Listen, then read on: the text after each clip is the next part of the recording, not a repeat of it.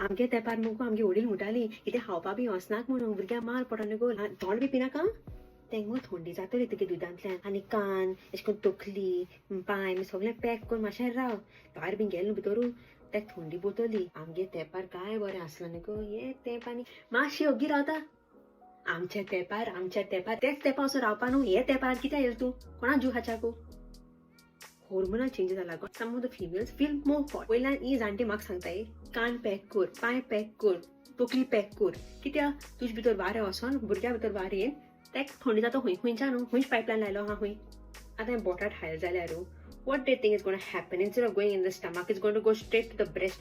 Oh, the mother has had a potato. Let it go into the breast and go through the milk. No, it goes to the stomach. That food gets digested. The digest sign, blood picks it up. From the blood, all the nutrients are drawn in, forms milk, and that is how milk is formed. Only it draws out all the nutrition that is required for the baby. Thonde pinaka, baby will get cold. And thond uda pile.